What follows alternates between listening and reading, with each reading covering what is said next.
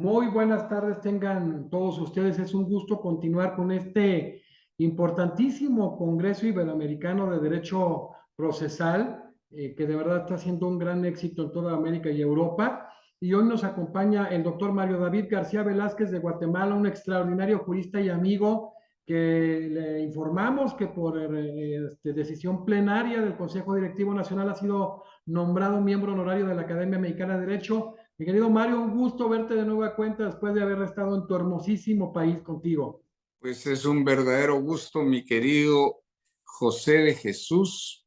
Y al saludarte a ti hoy con el mayor de los cariños, va un saludo para todo México que ha sufrido las inclemencias de la naturaleza Sí. con terremotos y huracanes.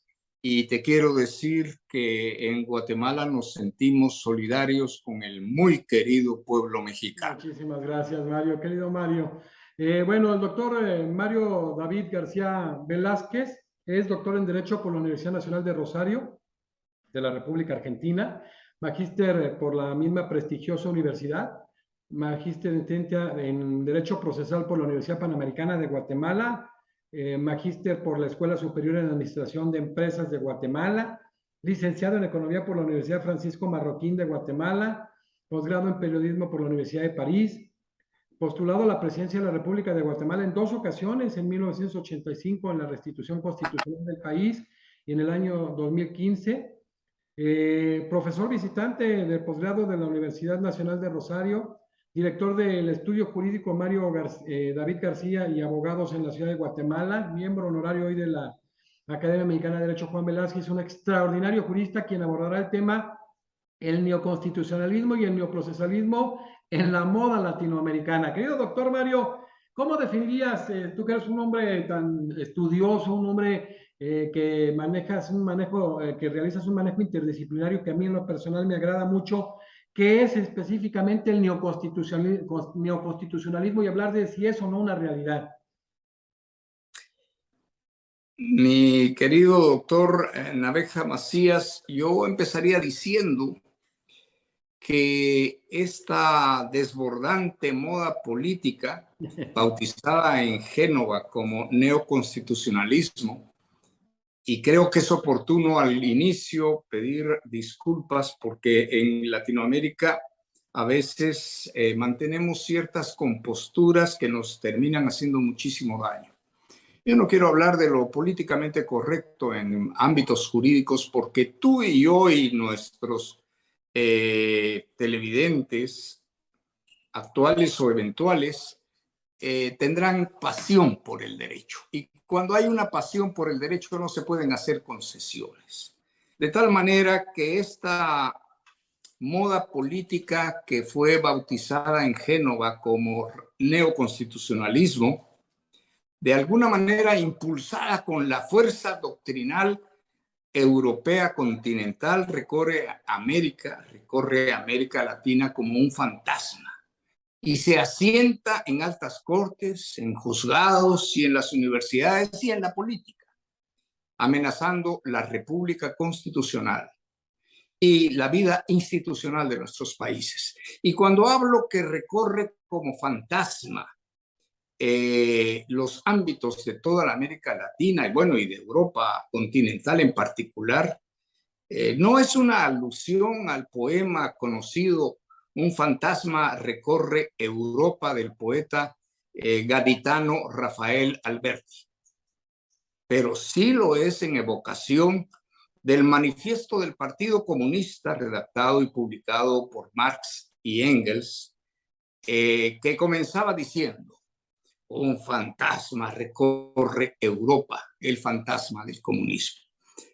Creo que los totalitarismos están a la puerta y creo que como abogado litigante, más que un académico de altos vuelos, pensante y dentro de la filosofía del derecho, eso sí, como catedrático de doctorado y maestría, he tenido el problema de pensar en lo que piensan o puedan pensar nuestros propios alumnos.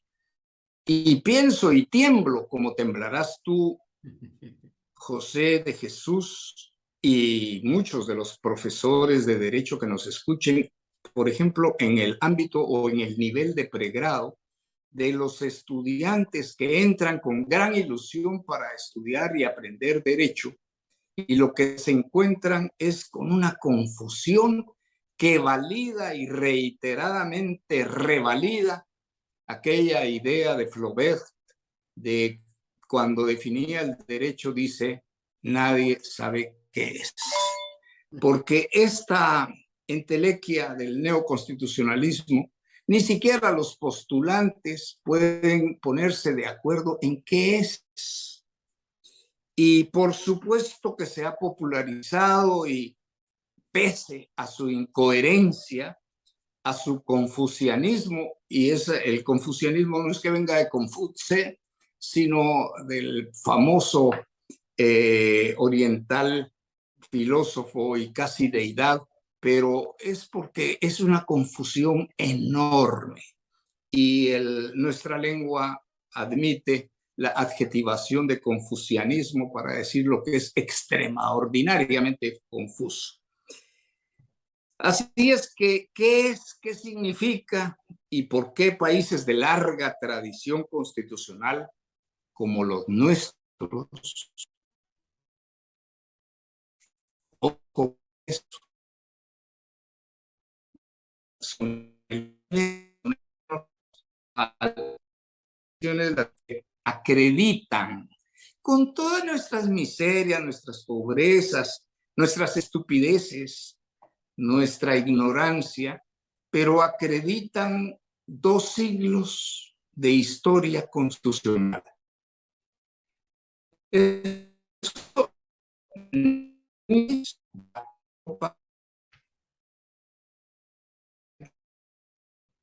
y no me recuerdo exactamente el número, pero son más de 10 o en todo caso 10 países europeos continentales son monarquías.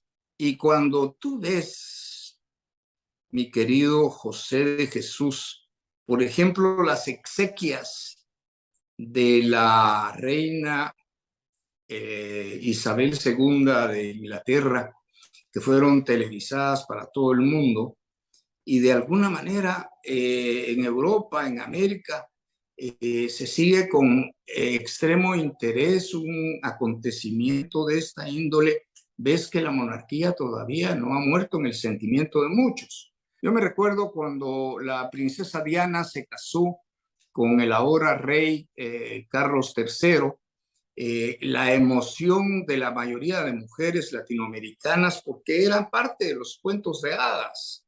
Sí, pero en el terreno del derecho y de la política tendríamos que tener clara idea de lo que es una monarquía y de lo que es una república. La república está constituida por seres humanos libres y porque se ven las caras, se saludan, dicen, se reconocen como seres humanos libres, entonces acuerdan darse una constitución.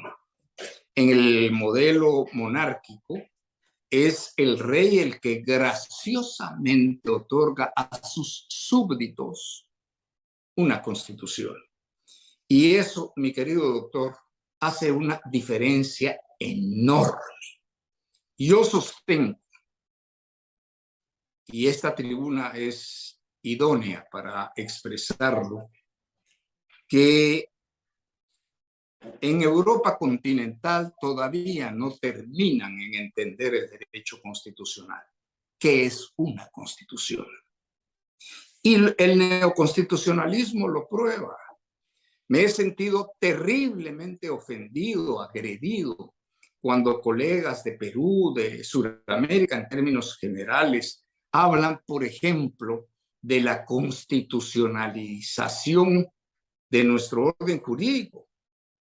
Creo que es un desliz inadmisible por una razón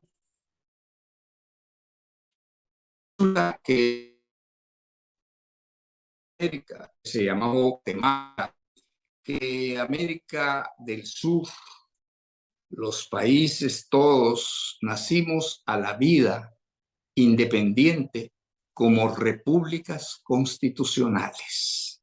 De tal manera que cuando viene Comanducci y dice los años 90 son de la constitucionalización de los órdenes jurídicos, pero por Dios santo, ¿de qué nos está hablando a nosotros, los latinoamericanos que nacimos constitucionalizados en nuestro orden legal? Y eso hay que tenerlo en mente. Entendí casi a golpes que no es un hecho que hay que dar por sabido, porque simplemente se olvida o no se estudia, o nuestras instituciones académicas cada vez democráticas. Entonces, el derecho empieza a perder vigor, validez, fortaleza, y tú ves que se habla de la crisis del derecho. ¿Y de la crisis del derecho por qué? Pues sí, porque el derecho no funciona. Yo me acabo de asustar, por ejemplo, el día de ayer viendo los acontecimientos de Jalisco, en un centro comercial donde una gran balacera. Esto ya no tiene nada que ver ni con terremotos ni con huracanes, porque aquí lo que debe funcionar es un Estado constitucional. El Estado constitucional es el que establece reglas. Y esto entonces lo tendríamos que tener en cuenta quienes nos dedicamos al derecho. Como litigante yo he visto dramas terribles que incluso me toca batallar en lo personal. Solo para un paréntesis pequeño, ayer fuimos notificados de una muy diligente acción del Ministerio Público, o sea, la Fiscalía guatemalteca, que plantea el desistimiento de una imputación penal que fue formulada en el 2015, hace 7 años, a una juez absolutamente corrupta, condenada a 13 años de prisión después de un proceso por enriquecimiento ilícito. Y nosotros en la oficina, como litigantes, insistimos en acreditar las razones de ese enriquecimiento ilícito, y resulta que no les interesó jamás al Ministerio Público. Y te cuento esto porque esto es lo del neoprocesalismo, cuando se les dan demasiadas, digamos, y arbitrarias facultades a quienes juzgan o a las entidades del Estado, lo cual nos va a ir derivando también para en esta charla poder tratar de identificar cuáles son los focos que hoy atentan contra el individuo.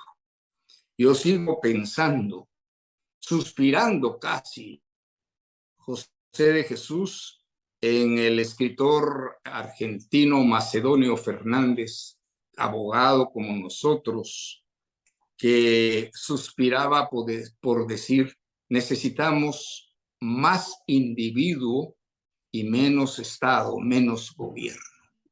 Y eso no lo entendemos. Nos hemos burocratizado. A veces encontrás colegas, abogados, que claman por más control o más intromisión de los gobiernos en las esferas privadas. Solo haz tú y quienes nos escuchan un recuento de cómo están las esferas del derecho público que nació de manera sangrienta con el derecho privado. Cada vez es menos el derecho privado y cada vez se le reduce más. Incluso me pareció interesante que en tiempos de pandemia, en el 2020, en Colombia, por ejemplo, se planteara muy pícaramente, muy mañosamente, una reforma al Código Procesal, no, perdón, al Código Sustantivo Civil y Mercantil. ¿Por qué digo pícara y mañosamente? Porque decían, hay que reformar las instituciones, es conveniente adecuarlas al tiempo. Y resulta, José de Jesús, que esa reforma llevaba la anulación del derecho de propiedad privada. Me agradó muchísimo conocer por lo menos 8 estudios inmediatos que produjeron 8 universidades colombianas analizando la viabilidad y la conveniencia y la legalidad y juridicidad de ese proyecto cimarronamente presentado por alas políticas de conveniencia colectivista. Y esto es interesante porque tenemos que reintroducir en la espiral de la historia los conocimientos para los nuevos abogados y para los propios abogados en ejercicio.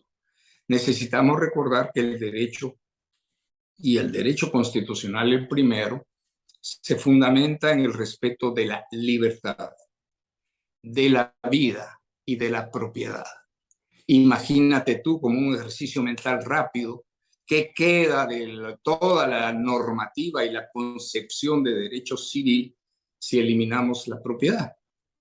No queda nada. Y yo sí, y la verdad es que estoy muy, me congratulo de participar en tu gran esfuerzo educativo, porque creo que se pueden lograr grandes cosas.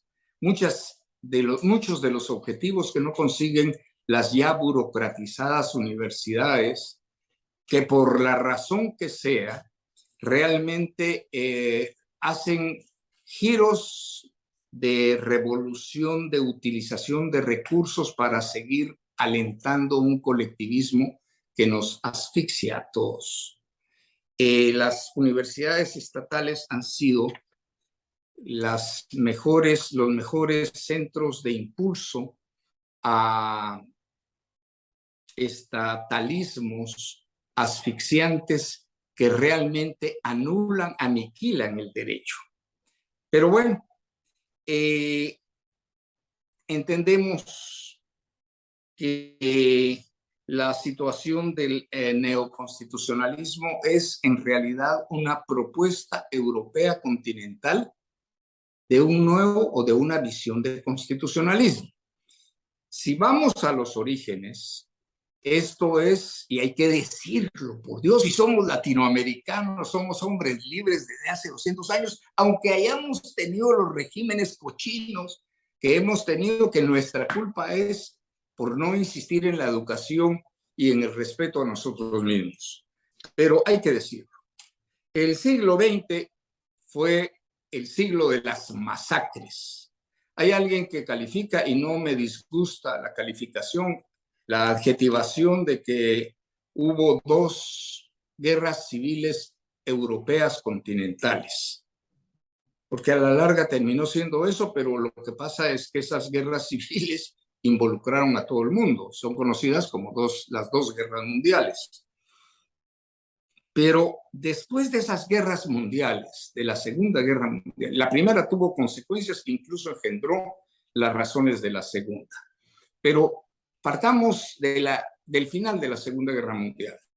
La Segunda Guerra Mundial termina y en ese momento los países europeos continentales se dan cuenta que hay que reconstituir todos sus órdenes legales.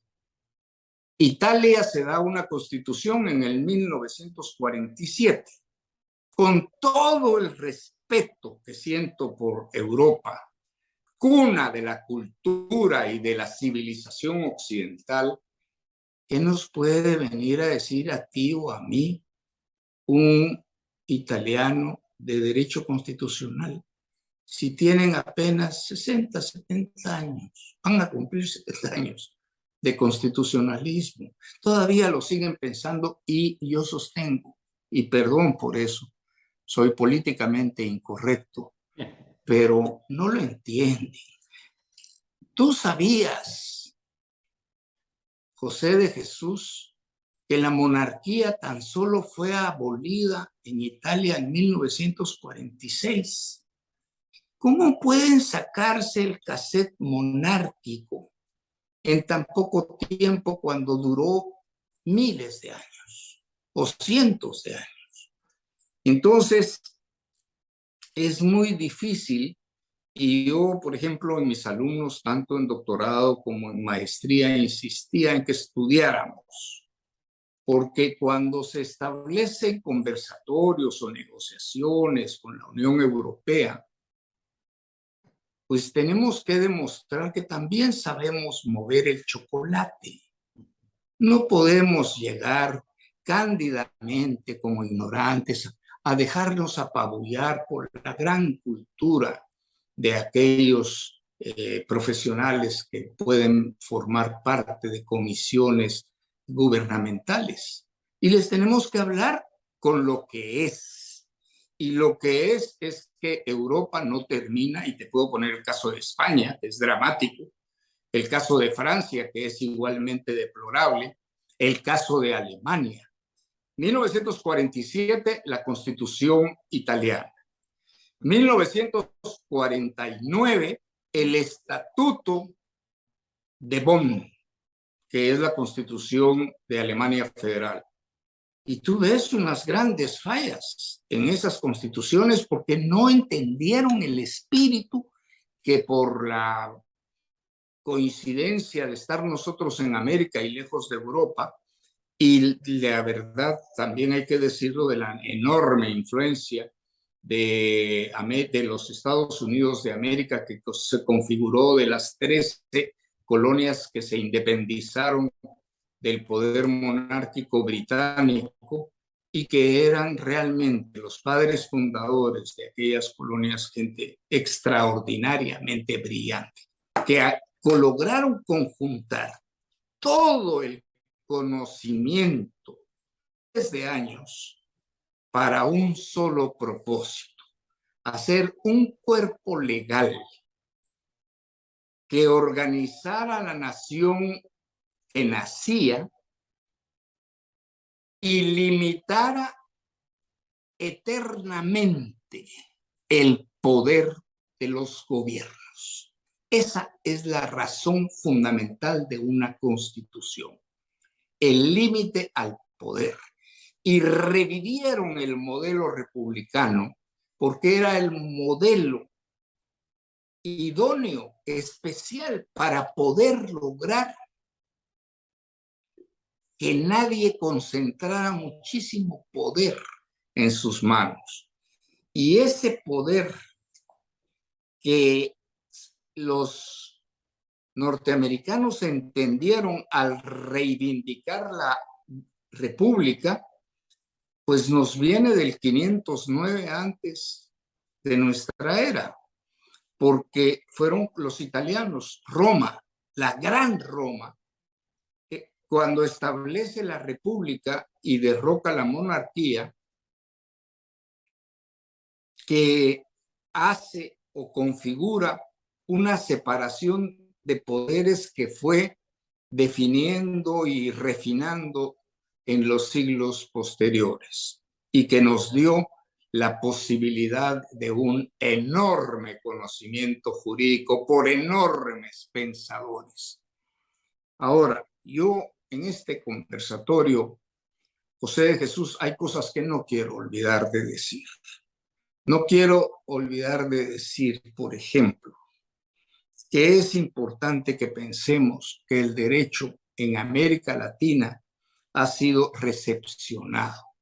No lo manda Alemania, no lo manda Francia, no lo manda Italia, no lo manda España, no lo mandan todos. Nosotros no generamos nada. Y te quiero decir otra cosa que es importante decirla a las claras.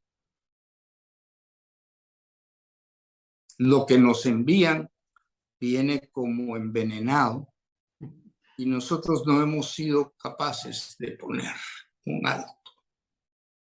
Ahora se habla con ligereza de el convencionalismo y de tantas otras instituciones que enajenan la soberanía que enajenan el poder de nuestros pueblos, que destruyen nuestras repúblicas, sean repúblicas federales como el caso mexicano o repúblicas unitarias como el caso guatemalteco.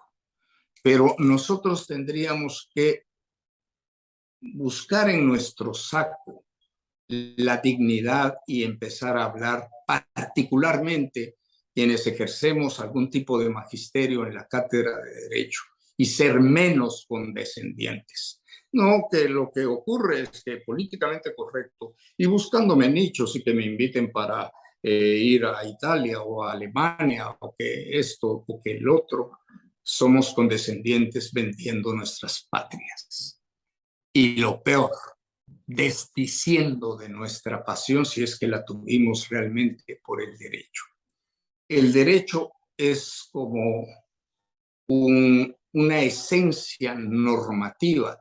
A mí me encanta, por ejemplo, la historia del Mayflower Compact, aquel documento que firmaron en 1620 y que es así, es un primer germen constitucional, los peregrinos que llegaron a las costas de Plymouth,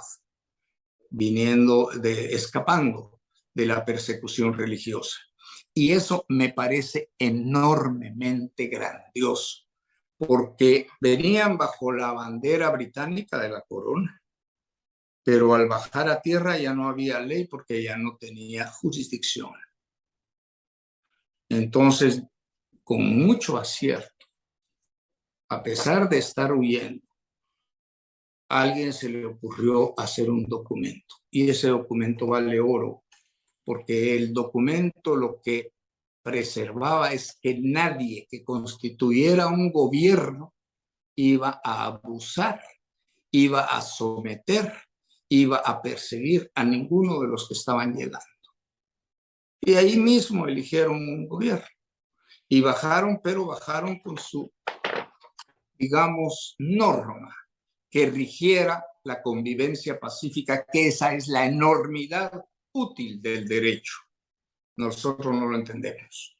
Y yo te hablaba, José de Jesús, de algunas cosas que no quería dejar de mencionar. Por ejemplo, una de las tristezas de mi alma, yo empecé a estudiar la carrera en los años 60 y, por supuesto, aprendí a admirar a grandes maestros como Eduardo García Maínez, extraordinario, y hay que releerlo, por Dios. Hay que leerlo, por ejemplo, en su explicación de quién era Kelsen, porque el derecho cada vez se parece más a una religión. No está desprovisto de razón Yuval Noah Harari, el famoso y ahora muy popular, muy leído historiador hebreo, que dice, y si tú haces 70,000 años, el comienzo del ser humano a pensar. Y lo primero que pensó, dice Harari, fue en la religión y en el derecho. 70,000 años, dice él. Podrá ser 80,000, 90,000, 100,000, no importa. Pero hace muchos años. Y si tú recuerdas a Roma, la grandiosa Roma, la inmortal Roma, que no tiene nada que ver con la Italia de hoy, realmente esa Roma tenía el fas y el jus. El fas era el derecho con los dioses o de los dioses, y el jus era el derecho entre nosotros, los seres humanos individuales. Cada vez, desde que asesinaron a Emilio Papiniano y Domicio Ulpiano en el siglo III de nuestra era, se olvida más que en un momento el derecho era absolutamente privado. Y entonces los gobiernos se dieron el lujo de entrar en las esferas privadas, que fue la razón por la que asesinaron a Papiniano. Y que se olvida, no se enseña, no se estudia, no se investiga. ¿Por qué? ¿Por qué nos hemos visto convertidos en estatalistas? ¿Por qué si nos aplasta? El problema tuyo cuando vas a un tribunal es el de hacer valer el respeto al individuo. Los derechos son individuales, no colectivos. La sumatoria de los derechos individuales son o es lo que hace un derecho colectivo. Pero no puede haber respeto al derecho colectivo aplastando al individuo. De la misma manera que no se puede estar pregonando una ilimitada cantidad de derechos humanos cuando por otras partes se aplasta en otras áreas al individuo, por ejemplo, con prisiones preventivas, con persecución y confiscación, que no sé si tengo la impresión que México ya introdujo esa otra moda, que son las confiscaciones coercitivas del Estado, que han sido modas en los últimos tiempos. Pero bueno, el tema que nos trae a conversar, el neoconstitucionalismo, resulta una ficción estereotipada y simplificadora. Nació en cuanto a etiqueta de la mente de una profesora italiana, Susana Pozzolo, que ni ella sabe qué quiere explicar. Y puedes ver diferentes escritos a lo largo de los 20 años y la pobre realmente se hace, como diríamos en nuestros países, bolas para poder explicar lo que querría decir.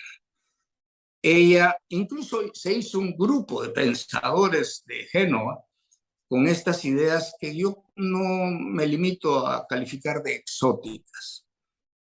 1997, ella cuenta que luego un congreso en el 98 en Buenos Aires de filósofos del derecho, eso es otra cosa que nosotros, y particularmente el estudiante, el que comienza la carrera de derecho tendría que rechazar, es a tanto filósofo del derecho. Yo querría llevar a algunos filósofos del derecho a los tribunales a que se macanearan. Realmente José de Jesús patrocinando una causa y defendiendo y sufriendo los abusos, muchas veces tanto de la entidad pública que conocemos como fiscalía como la de los jueces. Y así nos vamos. El neoconstitucionalismo, no hay quien nos diga. Es más, hay un profesor mexicano respetable, se ve que es inquieto, creo que tiene un poco, ha sido afectado, limitado, incluso neutralizado por alguna vinculación estatal, pero que hasta se animó a hablar del canon constitucional. Y por supuesto que recurrió a profesores norteamericanos para que explicaran qué era el canon. Puede ser el modelo, puede ser el patrón que se siga, pero ese solo es uno.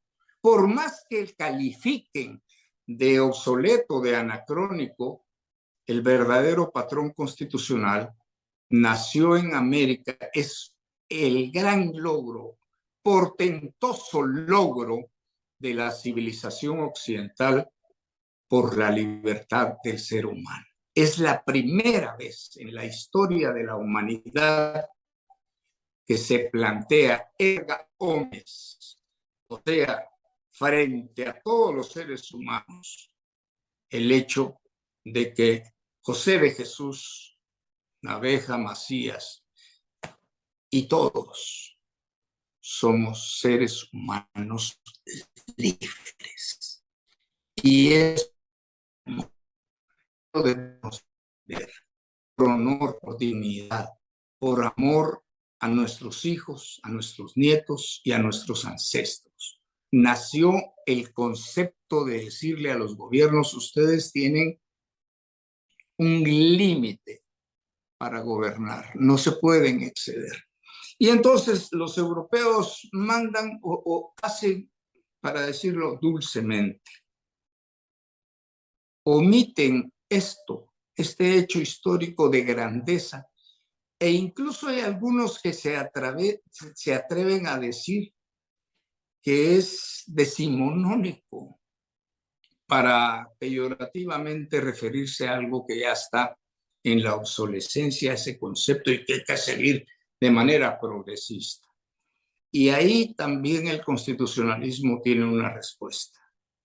La Constitución lleva la pretensión de eternidad y por eso tiene el modelo, el diseño, 3 partes.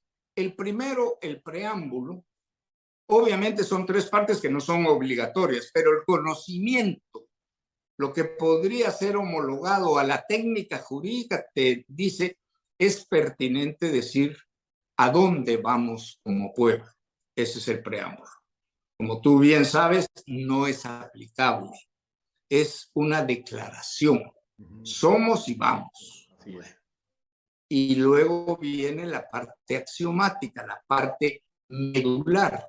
No me gusta el nombre de dogmática, como no me gusta el nombre de doctrina, porque yo soy seguidor de Isidoro de Sevilla, aquel jurista y sabio polímata del siglo VI, VII de nuestra era, que ya en aquellos años dijo: lo importante es fijarse en la lengua, en el idioma. Y él empezó, y sus etimologías son una belleza que ahora ya ni se enseñan en las universidades, en las facultades de Derecho. Pero es importante, el derecho es lenguaje, así como el derecho es orden. Entonces no podemos introducir desorden, ni mucho menos usar el lenguaje de manera multívoca. Tenemos necesariamente que cuidar nosotros. Una especie de guerreros por el orden, por el derecho, que ser meticulosos, escrupulosos en el uso del lenguaje. Yo, en algunas conferencias, mi querido José de Jesús, digo esto de colegas, colegos y colegas, para realmente ser un poco irónico en la perversión del lenguaje que termina siendo perversión del derecho. Mario, qué interesante, por ejemplo, luego estuvo ya con nosotros Jorge Reinaldo Banossi, y hay muchos puntos de contacto, 2 juristas que respeto mucho, Mario y al doctor Banossi, me encantó. Doctor, el neoconstitucionalismo ya avanzaste, ya hay las pinceladas, ¿es una moda pasajera o es una doctrina que llegó para quedarse? Esto es interesante y me emociona que menciones a Banossi. Claro. Porque algo que yo tendría que compartir con los nuevos estudiantes de Derecho es que lean, pero que no se enamoren, porque después son peor que los enamoramientos de adolescentes cuando uno es medio rápido y ligero. Banossi es un gran señor, tengo un profundo respeto. Hubo algún momento donde siento que pudo haber perdido coherencia.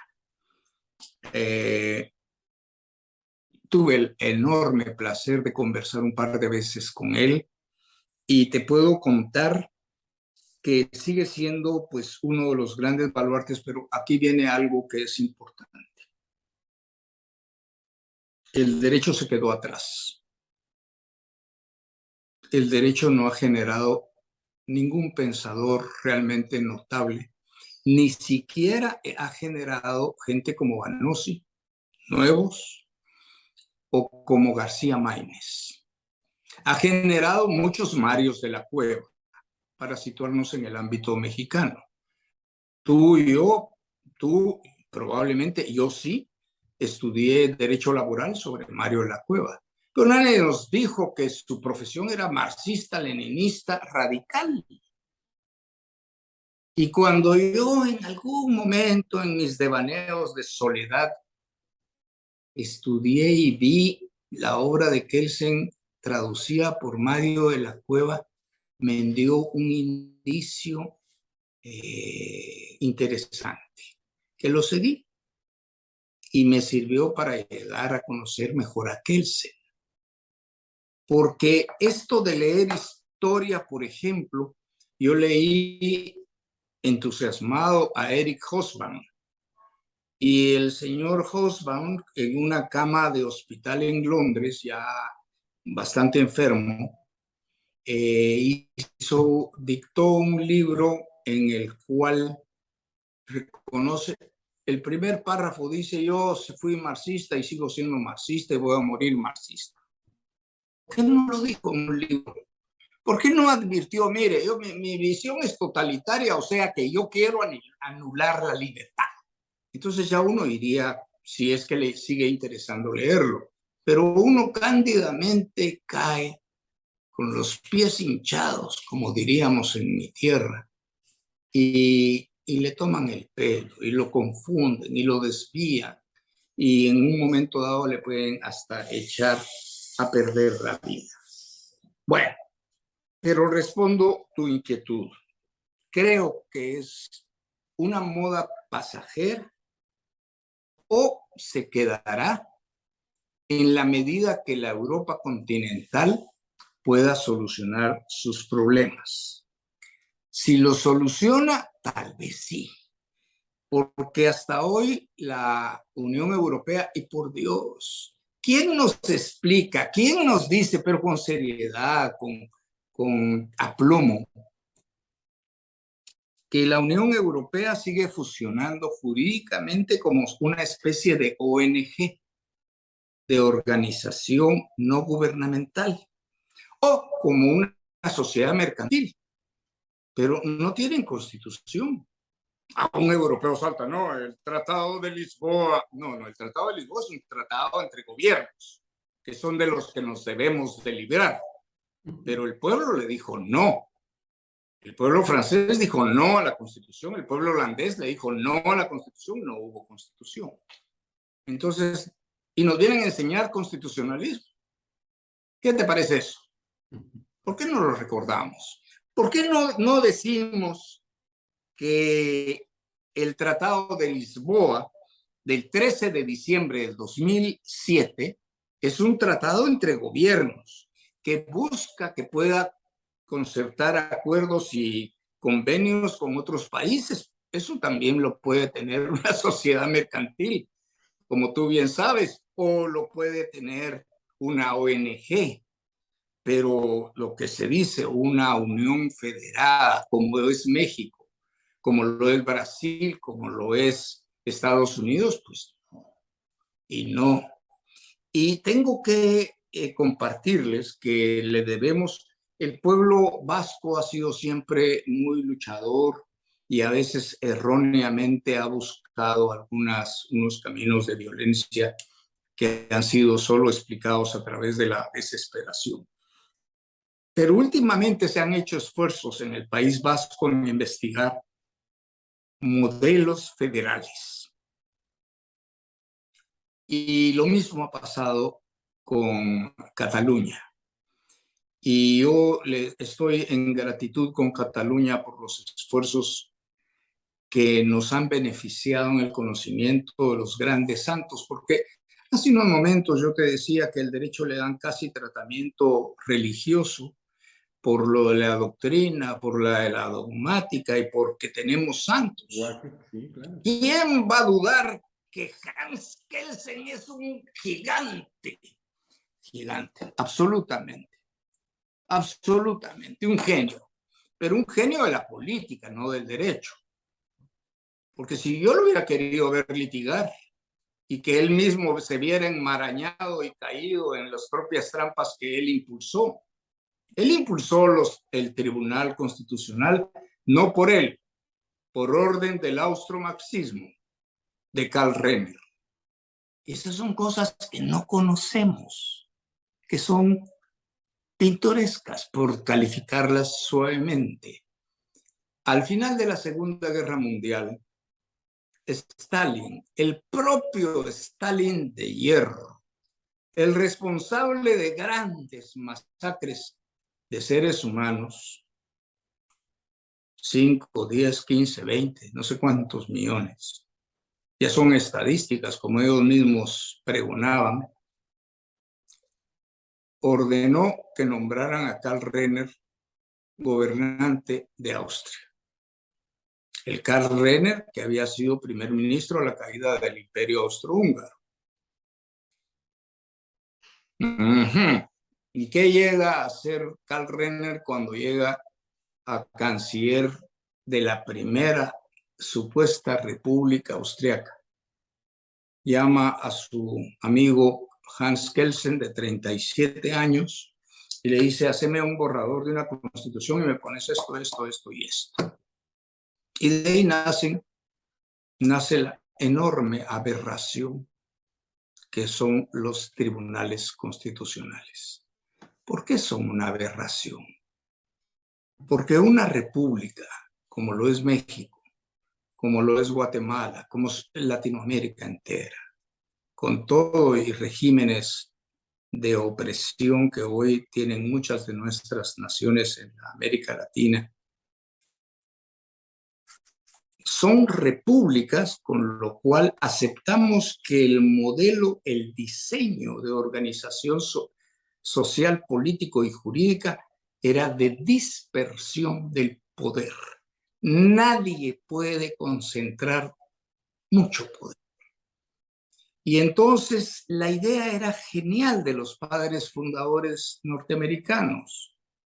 Que hayan despertado odios, esa es otra cosa. Y que se les busque defectos legítimos o artificiales también es otra cosa. Lo cierto es que los padres fundadores eran geniales. Dijeron: el control constitucional va a estar difuso, va a estar en todos los jueces. Ningún juez va a tener mucho poder. Y entonces se creó la división de los poderes del Ejecutivo, el Legislativo, el Judicial, todos en un balance a veces difícil de poderes. Y esto es importantísimo y lo tenemos que profundizar en estudio, porque en una república constitucional nadie, pero nadie puede tener excesivo poder, porque el que tiene excesivo poder abusa del poder y es corrupto. La corrupción, el abuso nace del exceso, que se termina siendo vicioso o termina siendo vicioso. Entonces, nosotros tendríamos en América Latina, realmente tenemos, y lo peor es que las nuevas generaciones que están cada vez peor preparadas, la difícil tarea de recuperar el camino que nuestros ancestros hace 200 años establecieron.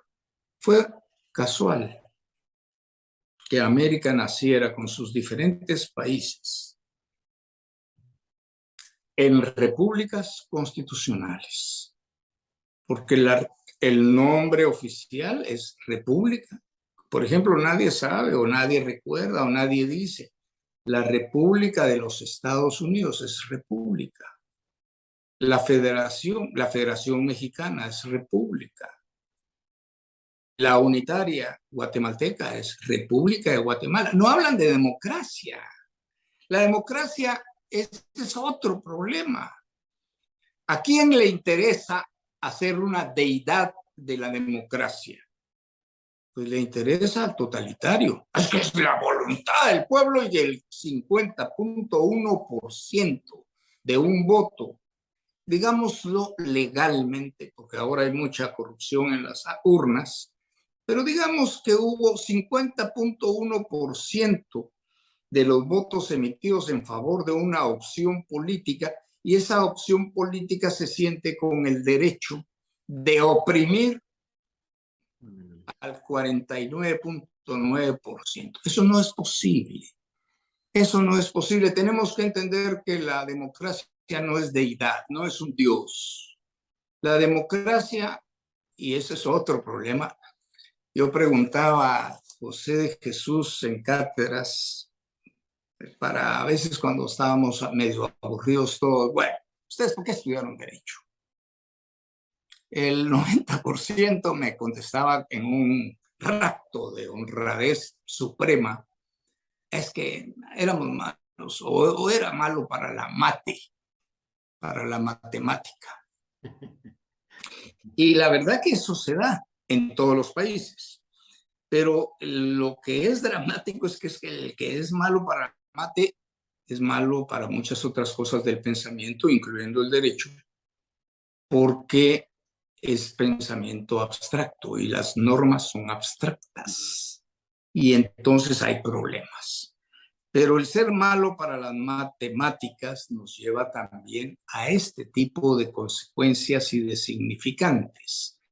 Nosotros tenemos que entender que la norma es abstracta y por lo tanto, pues si no lo entendemos, cometemos grandes problemas, por ejemplo, cuando legislamos las instituciones precautorias. Por cierto, que ahí hay otro problema y ahí entonces vemos la gran crisis del derecho, es que el derecho es gaseoso, porque vino un gran profesor italiano y tradujo del alemán para el Instituto de las de las providencias cautelares, tradujo la verosimilitud, cuando lo que decía el término alemán era probabilidad. La probabilidad es diferente a la verosimilitud. La probabilidad, si así lo hubiese puesto Calamandrei en su traducción, o habría tenido que obligar al juez a establecer matemáticamente la probabilidad. Pero la verosimilitud, ¿qué verosimilitud tenemos que Atilio Borrón se convierta en trans? Pues como verosimilitud, pues sí, tiene la potencialidad humana. Pero la probabilidad, si introducimos el factor probabilidad, ya es otra cosa. A más de que el Instituto Cautelar pues tiene objeciones de fondo y de forma serias. Por ejemplo, Fayren Guillén, si mal no recuerdo, o alguien español decía, bueno, es que hay un adelanto de opinión del juez sobre el asunto que se le está planteando para sentencia. Entonces, el derecho está complicado por esas razones y nosotros mismos con el desinterés hemos contribuido a darle cada vez menos posibilidad de efectividad.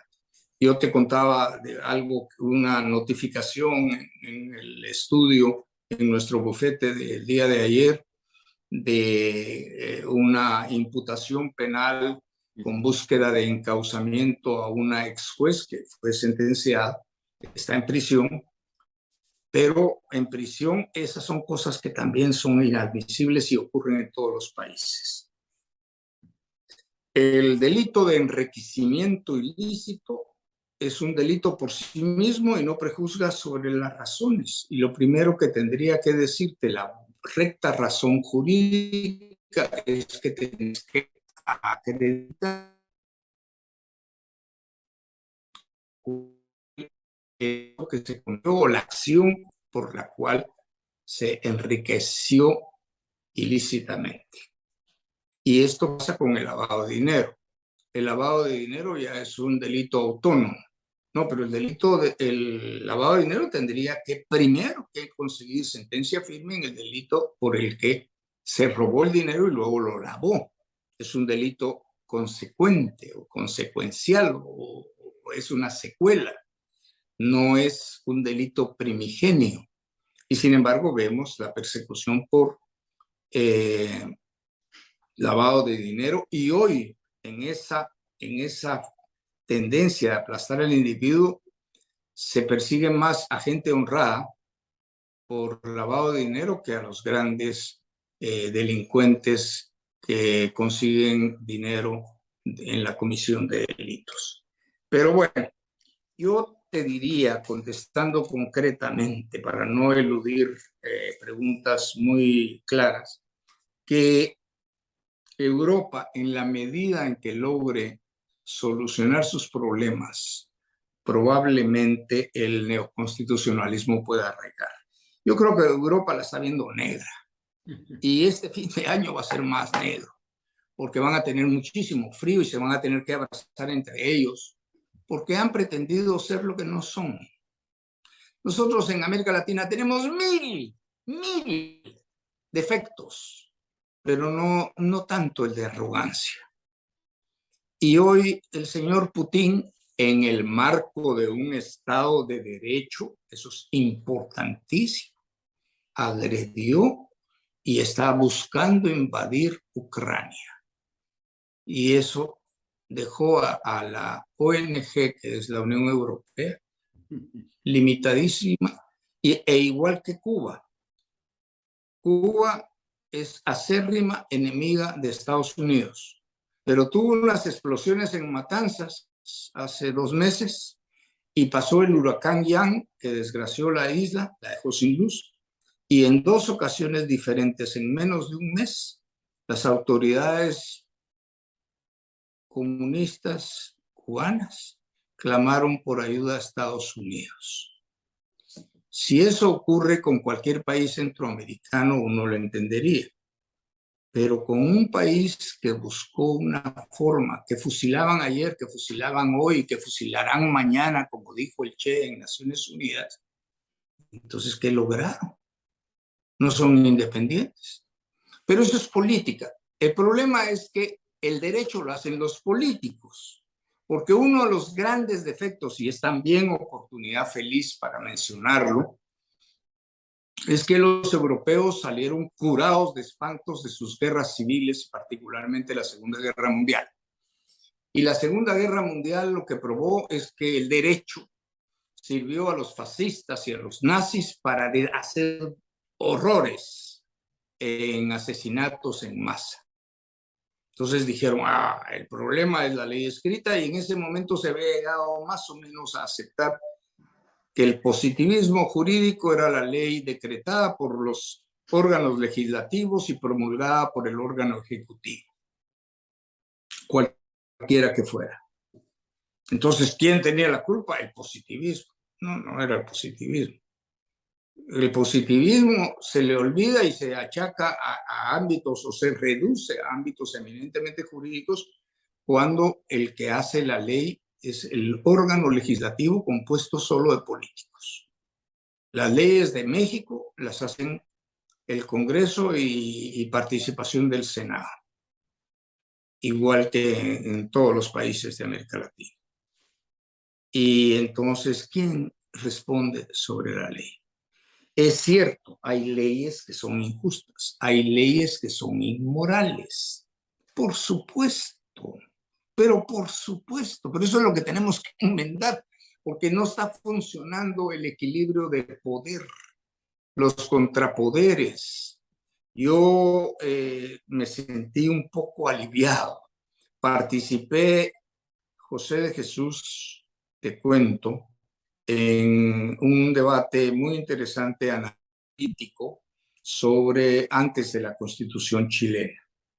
Y yo en conclusión les decía que Chile tenía una posibilidad de supervivencia en la medida en que rechazaran esa Constitución que era ajena a todo. No se puede, tú podrías llegar a, no me recuerdo el nombre que tiene en México, una gran terminal de mercado donde se encuentran todos los productos del mar de una manera espectacular y tienen restaurantes a la par. Pero tú podrías llegar con toda la gente de ahí y decirles, miren, vamos a hacer una constitución. Y nadie te puede decir que no va a ser democrática. El problema es que hay que ver si es funcional. de la misma manera que uno no llevaría a unos, digamos, a una empresa, ya fuera de tecnología de alta, a Silicon Valley, a un enfermo del corazón para que lo operaran del corazón, porque ellos tienen un alto nivel de conocimiento tecnológico. No hay especialidades. Los abogados tenemos algún tipo de especialidad en el estudio de las normas, de las leyes. Hay confusiones. Hemos sido muy mal preparados en la América Latina, pero también otro problema, el idioma. El español no es lo más gratificante o lo más útil para el estudio del derecho. Por ejemplo, en las traducciones nos despedazan, nos confunden y nos hacen, pues, pensar en otras cosas. El rule of law es muy, muy peculiar. No es susceptible de ser traducido como Estado de Derecho. Es más, ni siquiera como Estado constitucional, porque el rule of law está más cerca del imperio de la ley de los griegos. Pero el Estado de Derecho, nadie, estoy seguro, enseña en México, en las facultades de Derecho, a los jovencitos que están con la ilusión de ser abogados y de hacer una carrera decente en estudio. Le dicen, mire, el Estado de Derecho nació como término más o menos en 1798 por un poeta que usaba el seudónimo de Plácido. Y luego en 1815, después del Congreso de Viena, porque ahí fue donde ya dijeron los europeos continentales, ya derrotamos a Napoleón, dejó de ser un problema, reconstituyamos nuestros países. Pero sus países eran monarquías. Entonces ahí empezó a surgir con Welker, con von... algún font que ahorita se me va el nombre, la idea del Estado de Derecho como término acuñado. Bueno, pero ese Estado de Derecho, José de Jesús, era el Estado de Derecho del rey. ¿Cuántos reinos habían en lo que el territorio es de Alemania? Pues eran como 300, 400. Eran muchísimos pequeños reinos. Y se organizaron todos, y por eso incluso un gran jurista español de reciente fallecimiento, hace unos 4 o 5 años, Eduardo García de Enterría, fue uno de los mejores constitucionalistas españoles porque su especialidad era derecho administrativo. No hay ningún administrativista que no conciba dentro de su disciplina al derecho constitucional. Y el derecho constitucional es otra cosa. Está fuera de ahí, de ese ámbito, está superior. La genialidad del derecho constitucional de estos padres fundadores de las 13 colonias que se integraron como nación federada está en haber establecido un código escrito que pusiera límite al poder de los gobiernos y que diera nacimiento a toda la estructura legal al momento de fundar un Estado unitario o bien federado. Inventaron la federación, inventaron Jesús como para que los abogados no nos sintiéramos engrandecidos. Fundaron el sistema. Ese sistema que a partir de 1946 Ludwig von Bertalanffy estableció como la teoría de sistemas, es lo que rige y cualquier informático recita hoy en día. Sí, pero lo inventaron, lo postularon en el campo del derecho. Y si hay algún tipo de, digamos, hechos que no puedo dejar en esta conversación contigo fuera, es que un gran cerebro vienés, gran señor, gigante, de nombre Peter Drucker. Él es enorme en la organización de empresas. Es el gran gurú. Recuerdo cuando a sus 90 y tantos años, al final del siglo pasado, la revista Forbes le dedicó una carátula con un titular que decía el cerebro más brillante de América. Bueno, pues hay un librito de su ayudante que estuvo trabajando con él por algún tiempo, que describe y comparte algo muy valioso. Toda la teoría por la que Peter Drucker es famosísimo en organización de empresas con una cuarentena de libros, lo logró gracias a su estudio del derecho constitucional. Se puso a estudiar y chispudo, inteligente. Se puso a estudiar la Constitución y dijo, si esta Constitución funciona para organizar un país, la estructura, la esencia va a ser funcional para cualquier empresa que quiera crecer. Y eso me pareció a mí muy interesante. Es uno de los libros que por suerte está traducido, pero yo no quiero dejar tampoco, espero no estar atropellándome con algunos hechos, pero no quiero dejar de lado la situación de las traducciones. Yo hablé del idioma. El idioma español es maravilloso, es rico, es poético. Hay hasta historias, aquella historia que has de conocer, que decían, cuando quiero hablar de amor hablo en francés, cuando hablo a mis caballos les hablo en alemán, pero cuando hablo de negocios hablo en inglés, pero cuando hablo con Dios le hablo en español. Al margen de eso, que no deja de tener poesía, lo cierto es que el español es muy pobre en las ideas de hoy para el derecho. Entonces, por ejemplo, la obra de James Harrington, la Commonwealth of Oceania, fue traducido como la República de Oceania. ¿Y dónde sacaron lo de República? Si es Commonwealth. Commonwealth no tiene nada que ver con República. Yo me asusté, me enojé, he admirado mucho a Winston Churchill y cuando leí la historia de los pueblos de habla inglesa, él mencionaba que la República de Cromwell fue un equivalente a Franco, a Francisco Franco en España, que llegó por la fuerza, mandó fuera a los reyes y él se erigió en el caso de Cromwell, el Lord Protector. En el caso de Franco, como el guía o algo así del país. No se me escapa también. Pero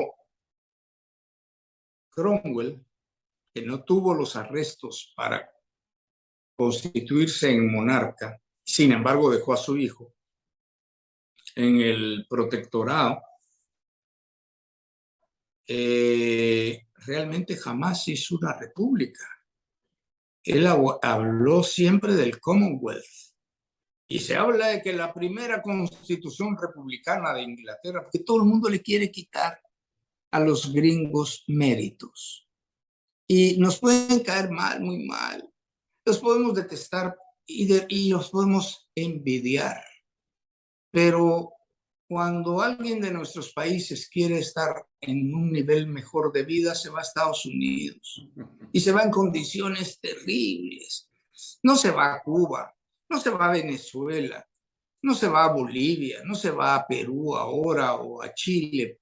No, tienen claras ideas. Y yo te conté que estuve en mal momento en Estados Unidos con el huracán Ian y hubo un incidente por el cual tuve la oportunidad de conocer a un joven ecuatoriano, bueno, no tan joven, ecuatoriano, pero era técnico en aires acondicionados. Y me puse a platicar con él cuando supe que era ecuatoriano. Y porque llegar a Estados Unidos de México es un pasito. De Guatemala son 2 pasitos. De Honduras son 3 pasitos, pero ya de Ecuador son muchos pasitos con el paso por el Darién, que es complicado. Bueno, y me contó su historia y no dejó de provocarme alguna tristeza y emoción. Tristeza porque nosotros no hemos sido capaces de crear condiciones de desarrollo para nuestros países. ¿Por qué? Por la debilidad, por el fracaso del derecho. Si tenemos sinvergüenzas que se excedan en abusar del poder, hay que defenestrarlos y encauzarlos criminalmente. A los ladrones igual. Tenemos que depurar, pero es problema de nosotros, es problema del derecho. No es problema del pueblo llano. El pueblo llano cumple con su labor, siendo la mayoría silenciosa que trabaja, produce y por lo cual seguimos comiendo todos.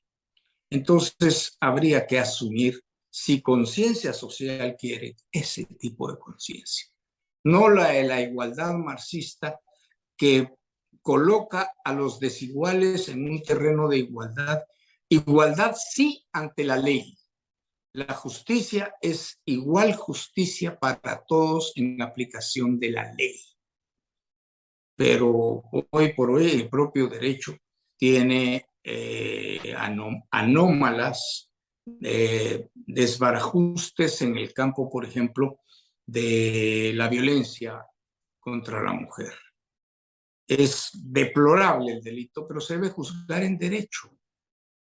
En el campo laboral, en el campo...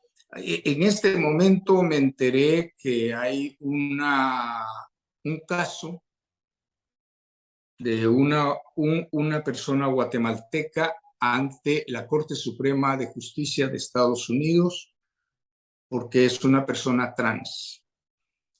Y por ser trans planteó que fue deportada o quiere ser deportada o se le busca que la deporten por las autoridades y entonces no se le están respetando los derechos de mujer trans. No sé, tengo dudas, el derecho, por eso se hacía la figura de la justicia con ojos vendados, es justicia, tiene que ser para todos igual. Y si no entendemos eso, José de Jesús, no entendemos nada y equivocamos el camino. Ok, Mario, ¿me escuchas? Sí, claro. Perdón, Mario, vamos a englobar un par de preguntas. Primero, ¿la razón del constitucionalismo podría ser un propósito globalista? ¿Y cuál es la estructura dogmática, continuando con esta terminología, de la doctrina constitucionalista? Esa pregunta es un poco, diría yo, explosiva, particularmente porque hoy se habla del globalismo. La reciente victoria política de Giorgia Meloni en Italia puso de manifiesto otra vez el maniqueísmo europeo. Como la señora es conservadora, antiglobalista, mujer, madre y cristiana, entonces ya le endilgaron, incluso la BBC Mundo dice, ella es neofascista.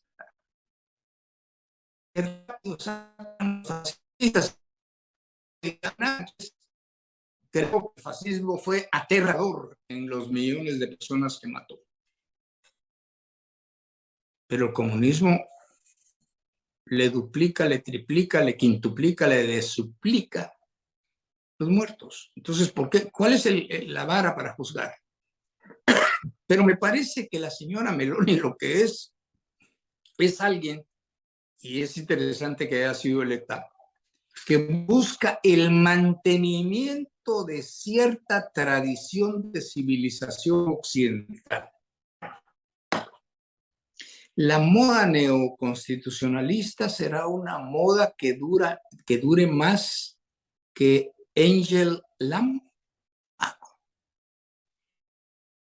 Para quienes nos vean, Angel Lam es una compositora china extraordinaria. Se dice que es la más grande, muy probablemente compositora de óperas y de música clásica, de guiones incluso para películas que tiene China continental, aunque es nacida en Hong Kong. Y es interesante su música. ¿Podrá ser moda? Sí, una música pues puede ser moda o llega para quedarse, pero el problema es si las cosas se plantean por un afán mayor. Y a mí me preocupó lo de la señora Meloni, porque parece que Europa está dominada por dos ideologías que siguen siendo de propensión totalitaria. Yo recomiendo a mis alumnos la lectura de un extraordinario autor alemán que el profesor García Amado de España tuvo la gentileza de traducir al castellano, que es Bernd Ruders. Él habla de dos temas. Uno, de una conspiración secreta a través de los tribunales constitucionales. Y habla del derecho degenerado. Y esto a mí me parece muy importante porque como que todos los caminos que van como afluentes del Amazonas, que tiene más de 1000 afluentes, van al aniquilamiento de la libertad. Y yo tengo para mí que el espíritu normativo europeo, el mismo que genera el neoconstitucionalismo en las últimas décadas, como expresión de su propio Estado constitucional, está bien, que lo identifiquen, que lo etiqueten no como neoconstitucionalismo, no sean tan arrogantes, sino que le pongan constitucionalismo europeo continental. No hay pleito. Como diríamos en tu pueblo y en mi pueblo, en tu país o en mi país, baboso el que los quiera seguir. Pero que no nos engañen con, que nos vendan como de progresismo, como novedades, porque no lo son. Yo creo que hoy en Europa las corrientes están empeñadas en matar, en asesinar, en ejecutar. Y como dijo y recuerdo al gran maestro Gregorio Marañón, que era médico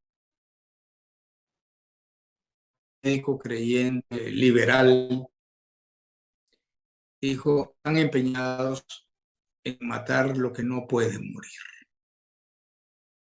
Y es la libertad. El problema es la opresión.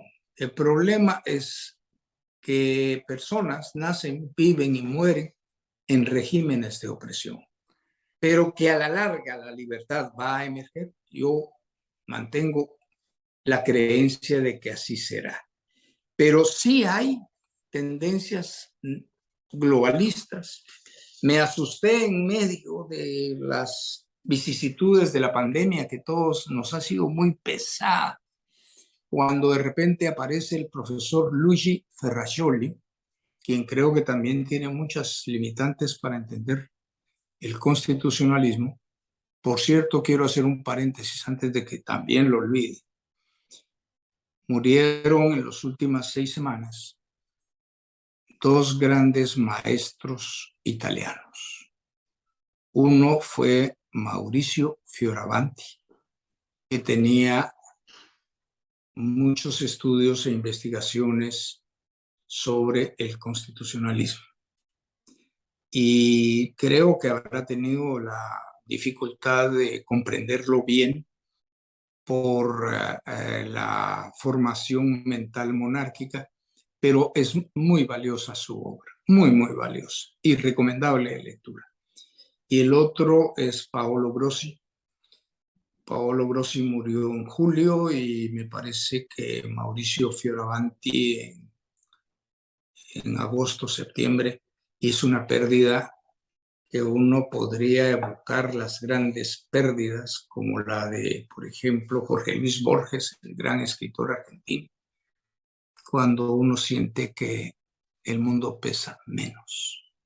Pero bueno, quise decirlo y aludirlo en honor del reconocimiento de vidas que fueron dedicadas al derecho, al estudio.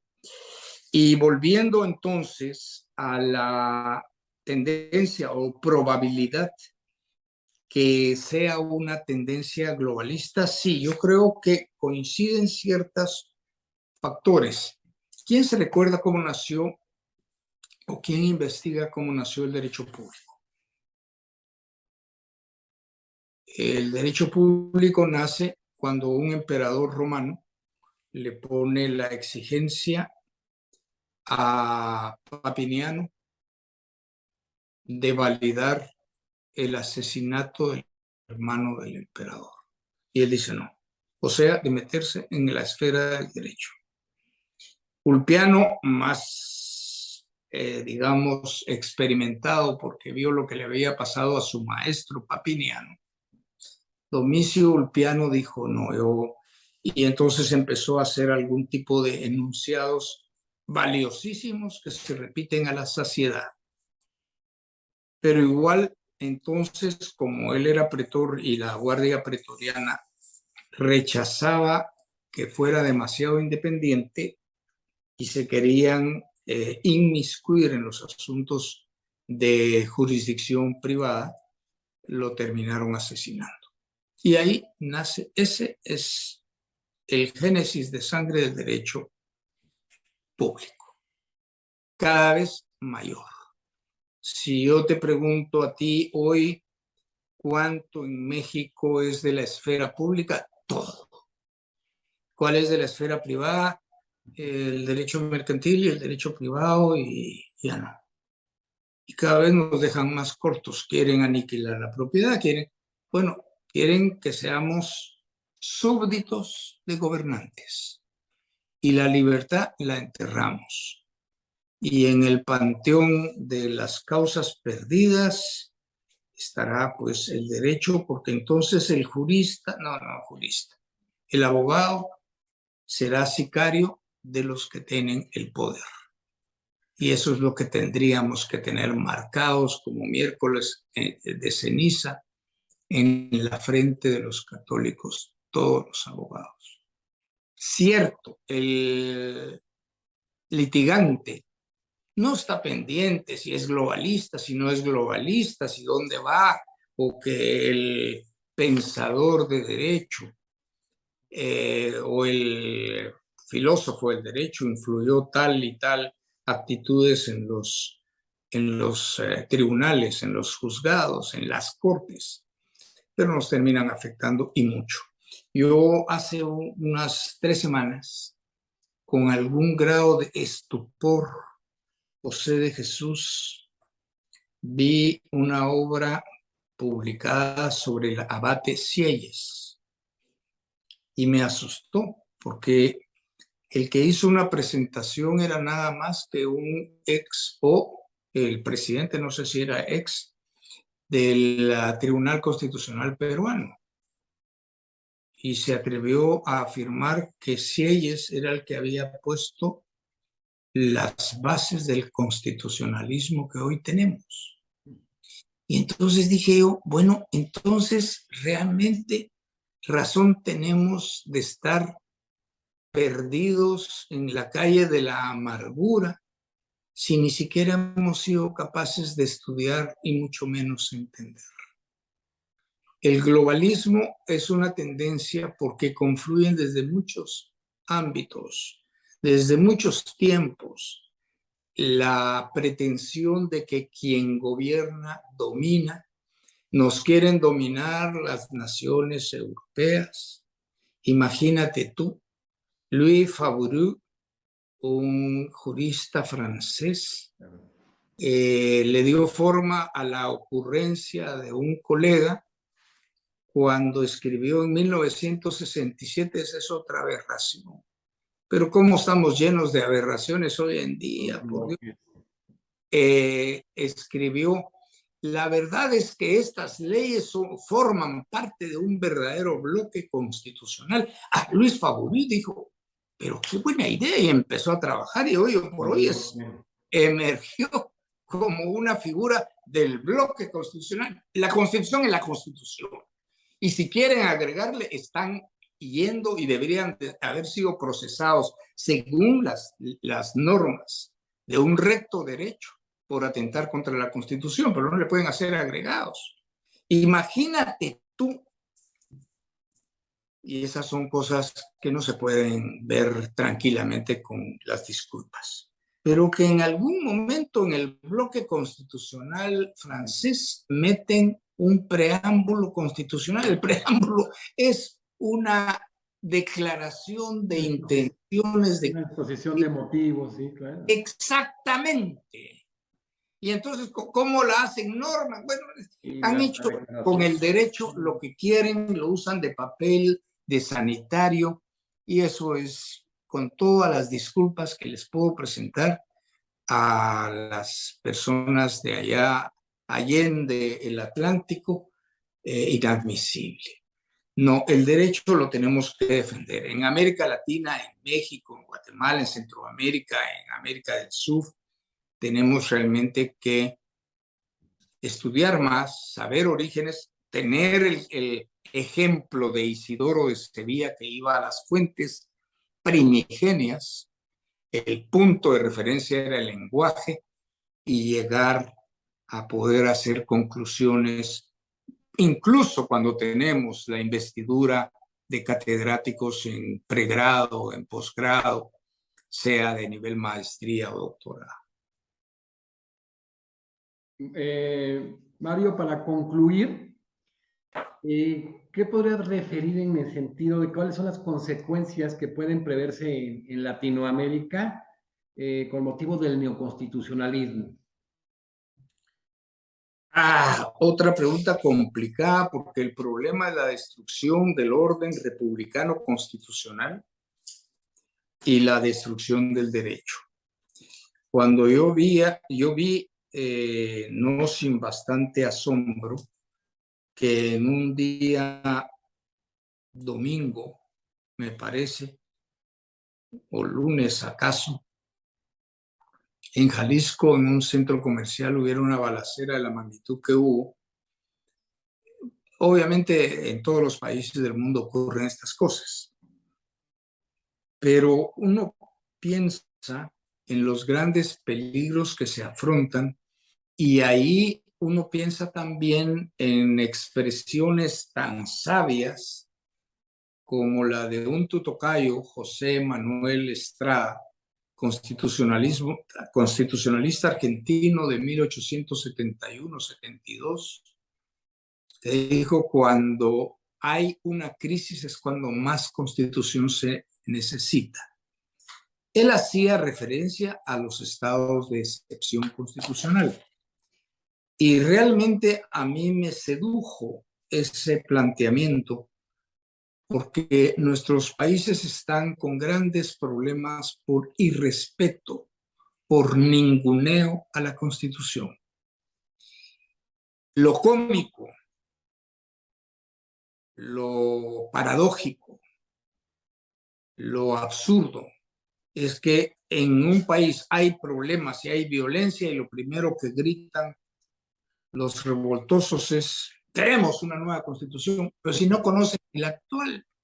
Se los dije a los chilenos en 2 ocasiones, porque cuando convocaron también, me convocaron a mí, cuando convocaron a la Asamblea, a la Convención Constituyente, le llamaron ellos en recordatorio de la Convención Constituyente de Filadelfia. Hicimos un programa largo de 2 horas con algunos colegas de allá y uno tiembla cuando no se entiende, no se estudia la Constitución.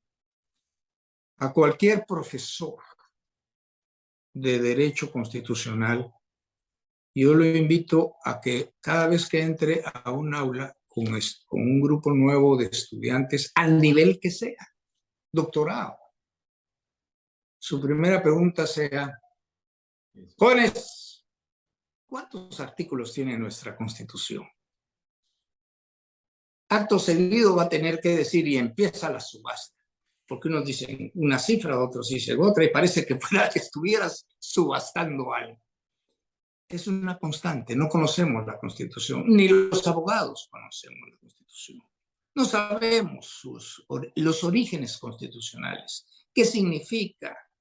Por eso es que hay cosas tan absurdas. A propósito del Perú, nuevamente, en el año 2000-2001, decretó y promulgó el Código Procesal Constitucional. Un código procesal constitucional. ¡Dios santo! Si la Constitución se desarrolla y aplica por el orden legal al que da nacimiento, no es una ley ordinaria, no es cualquier cosa. Su parte axiomática, donde están los valores, la principalística constitucional, me resisto a llamarle dogmática porque eso es religión, sus valores llevan la pretensión de ser eternos, porque no van a cambiar, fueron antes incluso que el hombre estuviera sobre la faz de la tierra. Y es muy importante esto también, porque ese afán de eternidad exige como prerequisito que los derechos fundamentales sean tales. Se ha dado el deporte de que cualquier necesidad humana sea vista como derecho. El derecho a la vivienda digna. Por Dios santo, para ti la vivienda digna puede tener piscina, tiene helipuerto, es decir, que entendemos por digna, y además te están, perdón, quitando la responsabilidad de velar por ti mismo. Me ahogan estos temas, me ahogan porque le quitan dignidad al ser humano. Tengo suficiente edad para contarte que detesto las ideas de jubilar obligatoriamente, que se jubile el que quiera.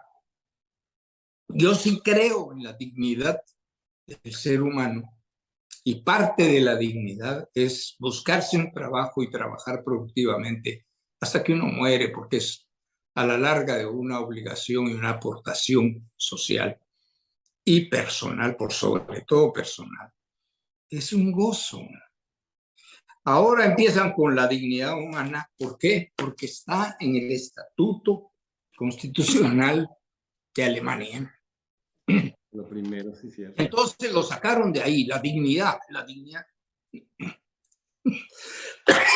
¿Quién te dice qué es la dignidad humana? ¿Hay coincidencia de contenidos del concepto? No. Unos te dicen una cosa, otra. Es como el concepto de ideología. Ayer estaba leyendo a un gran escritor, Villoro, Luis Villoro, que es muy reconocido y celebrado, y hablaba sobre la ideología y terminaba en el segundo párrafo refiriendo a que la ideología tomó cuerpo en el concepto con el marxismo, con Marx y Engels. Entonces digo, todos los caminos están llevando a una opresión, porque todo el concepto... Y hay otra cosa, es que hay tantas cosas, pero bueno, otra. Se le quiere dar a cierto pensamiento la seriedad con se dice científico. A todos los marxistas yo no he encontrado uno con los que he tenido como compañeros o como discípulos que profesan marxismo. Es más, a algunos marxistas les he enseñado marxismo. Tengo uno que ahora juega papeles protagónicos en una universidad, papeles directivos. Marxista, pero no había leído ni a Marx. Y lamentablemente el marxismo sirvió para agrupar, digamos, resentimientos, envidias y vicios de emoción y de pasión. Creo yo en la libertad del ser humano y creo que es una tarea nuestra porque es muy difícil vivir en un régimen opresivo. Yo sigo muy de cerca las noticias de México, porque México es para nosotros un hermano, hermano de leche, hermano de sangre, muy cercano además. Y como a veces ha sido un peligro, como en tiempos del momento de independencia con Iturbide, también es cierto que nos nutre su emoción, su música, sus poemas. Los poetas mexicanos son extraordinarios y yo añoro y deploro la pandemia que me permitió no poder hacer las cosas con libre movilidad y añoro, por ejemplo, un café en el café de la parroquia en Veracruz. Te juro, o estar en Sambors, allá en el Distrito Federal, que es tan... ¡Qué idea más genial! Combinar libros con una cafetería que te sirve platos exquisitos, la verdad. Ahí probé los tamales de tierra. Imagínate en un Sambors, en centro, enfrente de la Alameda. Y entonces por pura curiosidad los pido y después me entero de que eran tamales cocidos, cocinados en un hoyo en la tierra. Y pensé lo que habrá sufrido el que hizo posible eso para viabilizarlo y presentártelo a vos, que lo único que tenías que hacer es irte a sentar, por supuesto pagar el costo, pero te lo facilitaban todo. Así que suspiro por Sambors, suspiro por la Alameda, por las librerías, las lindas librerías como la Gandhi, allá en Ciudad de México. Y José de Jesús, hay que cuidar mucho nuestros países y nuestro derecho, por sobre todo, que nuestro derecho cuidará a nuestros países.